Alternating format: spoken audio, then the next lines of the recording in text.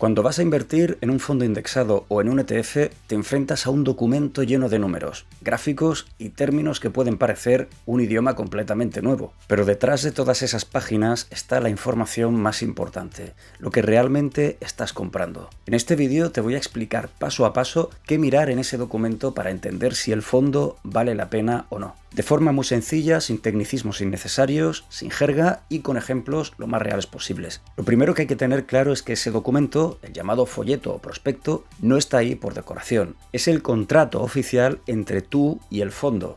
Todo lo que el fondo puede hacer, lo que no puede hacer, cuánto te cobra, qué riesgos asumes y cómo invierte tu dinero. Todo eso está ahí. Si aprendes a leerlo, ya no dependerás de la opinión de nadie, ni siquiera la mía, así que ya te puedes ahorrar las chapas que te doy en estos vídeos. Podrás juzgar por ti mismo si es un fondo transparente, caro o simplemente no encaja contigo. Vamos a ir parte por parte viendo los apartados más importantes. Te recomiendo que cuando abras un folleto sigas este mismo orden, porque así podrás descartar rápido lo que no te interese. Una de las primeras cosas que vas a encontrar son los datos básicos del fondo.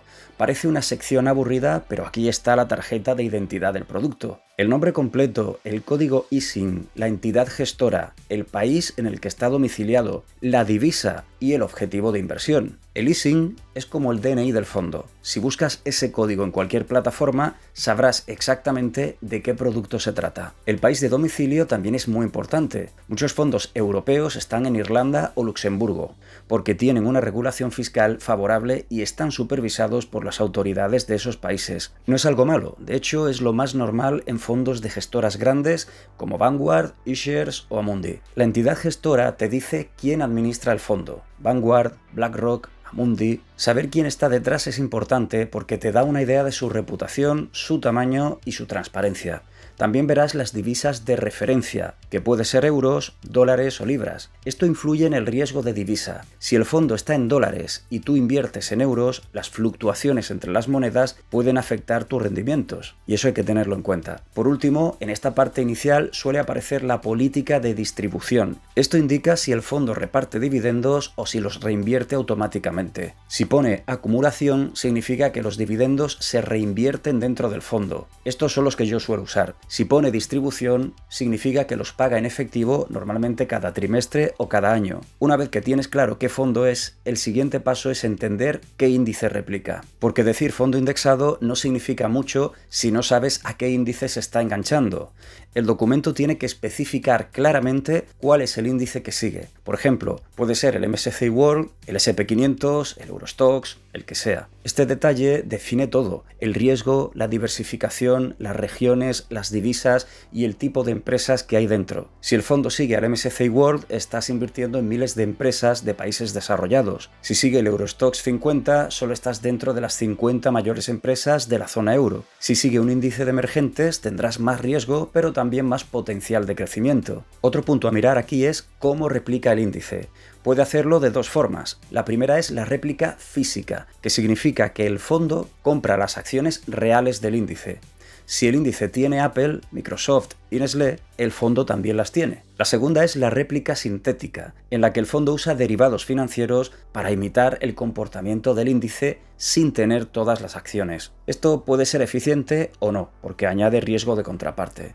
Por eso en el folleto busca siempre si dice replicación física o replicación sintética. Si eres principiante, suele ser más fácil empezar con fondos de réplica física, porque son más transparentes y sencillos de entender. Yo son los que uso. Ahora llegamos a la parte que más influye en tus resultados a largo plazo, los costes. En el documento del fondo verás un apartado con nombres como gastos corrientes, comisión de gestión o TER, que significa Total Expense Ratio. Este es el porcentaje que el fondo te cobra cada año por administrar tu dinero. Por ejemplo, un TER del 0,10% significa que te cobran 10 céntimos por cada 100 euros invertidos al año. Parece poco, pero con el tiempo marca una gran diferencia, de hecho enorme. Hay fondos de gestión pasiva con un TER del 0,05%, como algunos de Vanguard o Amundi, y otros con un TER del 0,4% o más. A largo plazo esa diferencia puede suponer miles de euros menos en tu bolsillo. También puede haber otras comisiones, como las de custodia o depósito, que es lo que cuesta mantener los activos del fondo en una entidad depositaria. En los ETFs, además, hay costes de compraventa, ya que se negocian en bolsa, y el spread, la diferencia entre el precio de compra y el de venta. El consejo aquí sí es sencillo: cuanto más bajo sea el coste total, mejor, porque esos costes se restan cada año de tu rentabilidad. El siguiente punto clave es el riesgo, fundamental. En los documentos europeos, por ejemplo, todos los fondos tienen que mostrar una escala de riesgo del 1 al 7. El nivel 1 significa riesgo muy bajo y el 7 riesgo muy alto. Este número se basa en la volatilidad histórica del fondo, es decir, cuánto han variado sus precios. Además, el documento detalla los distintos tipos de riesgo que pueden afectar. Riesgo de mercado, que es simplemente que los precios bajen. El riesgo de divisa, si el fondo está en otra moneda. El riesgo de liquidez, cuando algunos activos del fondo son difíciles de vender. El riesgo de contraparte, si utiliza derivados o préstamos de valores. Y el riesgo de seguimiento, que es la diferencia entre el comportamiento del fondo y el índice que intenta imitar. Puede haber una variación. Lee esta parte con mucha calma. Si ves términos que no entiendes, búscalos. Es una de las secciones más importantes, porque aquí sabrás si estás preparado para las caídas que puede tener ese fondo. El documento también muestra los rendimientos pasados. Aquí es importante tener una mentalidad crítica. Mirad, los resultados históricos no garantizan nada, pero sirven para entender cómo se ha comportado el fondo en distintas condiciones, y eso es lo que tienes que analizar, si serías capaz de soportar esas caídas. Mira los datos de varios años, no solo el último. Si el fondo replica un índice, comprueba cuánto se desvía de ese índice. Esa diferencia se llama tracking error o error de seguimiento. Un fondo con un error de seguimiento bajo sigue bien al índice. Si la diferencia es muy grande, puede ser señal de que los costes internos del fondo o la gestión del mismo se están viendo afectados. Por ejemplo, un ETF de iShares que siga el MSCI Spain puede mostrar rendimientos muy parecidos al índice, con diferencias de unas décimas. Eso indica buena gestión pasiva. En cambio, si ves un fondo indexado que dice seguir el S&P 500, pero su rentabilidad ha sido un 2% menor que el índice cada año, algo pasa. Puede que sus costes sean muy altos o que su método de réplica no sea eficiente. Otra sección clave del documento es la composición del fondo. Aquí es donde realmente ves en qué estás invertido.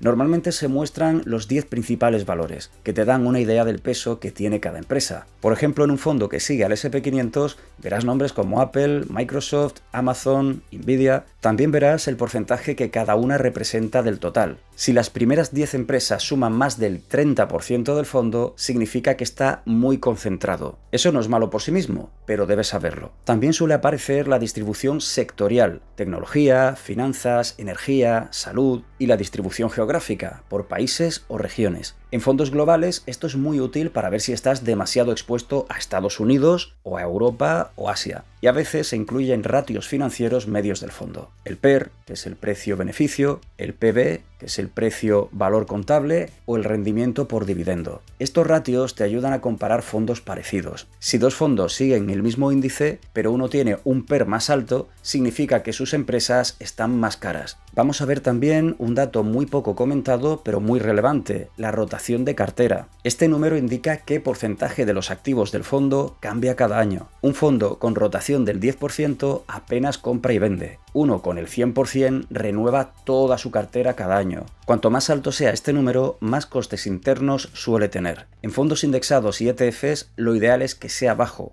porque eso significa eficiencia y estabilidad. Otro punto que no debes pasar por alto es la política de dividendos. Aquí el documento explica si los beneficios que generan las empresas del fondo se reparten o se reinvierten. Si se reparten, se llaman fondos de distribución. Recibes dinero en tu cuenta, pero tendrás que pagar impuestos por esos dividendos. Si se reinvierten, automáticamente son fondos de acumulación y no pagas impuestos hasta que vendas las participaciones. Yo suelo coger este tipo de fondos de acumulación. Para muchos inversores que buscan crecimiento a largo plazo, los fondos de acumulación son más eficientes fiscalmente. Hablemos ahora de la fiscalidad y aspectos legales. Cada fondo está domiciliado en un país concreto y eso afecta a cómo tributas tú. Muchos fondos internacionales están en Irlanda o Luxemburgo. Y eso está perfectamente bien. Simplemente asegúrate de que están registrados para su comercialización en tu país. Si lo están, los verás en la web de la CNMV. En España, las ganancias que obtienes al vender un fondo tributan como renta del ahorro. Los tramos van desde el 19% al 28% dependiendo del importe. Y si inviertes en fondos españoles, puedes traspasar el dinero de un fondo a otro sin pagar impuestos. No sé si será así en el resto de países. Pero bueno, esto no se aplica nunca a los ETFs, aunque se compren en euros. Así que revisa bien en el documento si se trata de un fondo tradicional o un ETF cotizado. También verás quién supervisa el fondo. En los folletos europeos suele poner regulado por la Central Bank of Ireland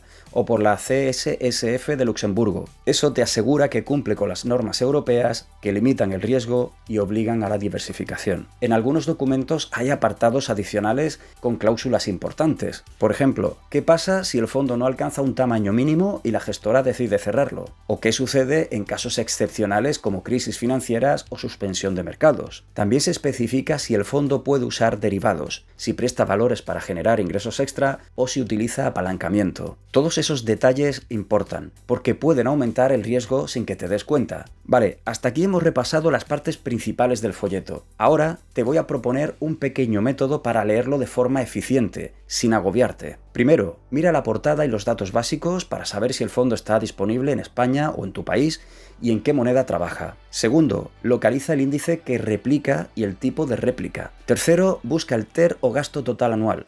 Si es superior al 0,30% en un fondo indexado global, sospecha. Cuarto, revisa la escala de riesgo y asegúrate de que se ajusta a tu perfil. Quinto, mira los rendimientos históricos y compáralos con el índice. Sexto, revisa los 10 principales valores y las regiones.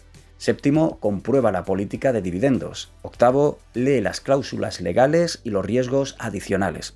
Con ese repaso puedes evaluar cualquier fondo en menos de 10 minutos. Veamos un ejemplo real para practicar todo esto. Imagina que te interesa invertir en el eShares MSCI Spain, por ejemplo. Abres su folleto y ves que el fondo replica el índice MSCI Spain 2550, que incluye las principales empresas españolas. Ves que está gestionado por BlackRock, domiciliado en Irlanda y cotiza en dólares. Su TER es del 0,50%, que es un coste, moderado alto. En la sección de riesgos aparece un nivel 6/7, porque el mercado español tiene bastante volatilidad. También muestra los rendimientos del fondo comparados con el índice, y la diferencia es mínima, lo que significa buena réplica. En los 10 principales valores verás nombres conocidos como Banco Santander, Iberdrola, Inditex, BBVA, Celnex, etc. Y en la política de dividendos pone que es de tipo distribución, es decir, que reparte dividendos periódicamente. Pues con toda esa información puedes decidir si encaja con tu estrategia o si prefieres uno global con más diversificación y que sea, de acumulación. Otro ejemplo, imagina un fondo Vanguard que invierte en todo el mundo y ves que el fondo replica el índice FTSE All World, que incluye más de 3.500 empresas de todo el mundo. Ves que su TER es de solo 0,22%. La réplica es física y reinvierte los dividendos. En los principales valores aparecen Apple, Microsoft y Amazon, pero ninguna empresa pesa más de un 5%. El nivel de riesgo es medio-alto de 5/7 y la diversificación geográfica es enorme. Más del 60% en Estados Unidos, 15% en Europa y el resto en Asia y emergentes. Con solo leer estas páginas ya sabes que es un fondo global, barato y bien diversificado. Como ves, entender un folleto no requiere ser economista, solo necesitas saber dónde mirar, y cuanto más leas, más rápido lo interpretarás. Otra cosa que puedes hacer si no quieres leer todo el folleto es descargarte el PDF, subirlo a ChatGPT y pedirle que te lo devuelva con todos los apartados que hemos mencionado en este vídeo subrayados o resaltados. Antes de terminar, un par de consejos prácticos. No te dejes llevar solo por el nombre del fondo. Muchos se llaman Global, Sostenible o High Dividend, pero si miras dentro, a veces solo invierten en un puñado de países o sectores. No te fíes de un fondo porque está de moda o porque alguien lo recomienda en redes. Yo puedo recomendar un fondo que a mí me resulta interesante para que tengáis información, pero a lo mejor no es el mejor fondo para ti. Por eso digo, los vídeos de finanzas no son recomendaciones de compra ni de inversión. Es solo información para que tú luego investigues un poquito más, compares si se lleva bien con tu nivel de riesgo, si todas las condiciones que has leído te parecen bien para ti, entonces sí. Pero esto no son recomendaciones de inversión. Es que hay gente que no entiende bien cómo usar un canal de inversión. Tenéis un vídeo en el canal sobre cómo utilizar los canales de inversión para no caer en estafas y no salir perjudicados. Repito, Todo esto es información y tú tienes que juzgarla y ver si se adapta bien a lo que tú quieres o necesitas. De todos modos, si un documento te parece confuso, busca uno más claro. Las buenas gestoras explican sus productos de forma sencilla. Compara siempre varios fondos que sigan el mismo índice. Si todos dicen replicar el S&P 500, compáralos por costes, tamaño, liquidez y antigüedad. Normalmente, muchos fondos grandes y baratos suelen ser eficientes. Y recuerda, no hay prisa, los fondos indexados y los ETFs son herramientas de largo plazo.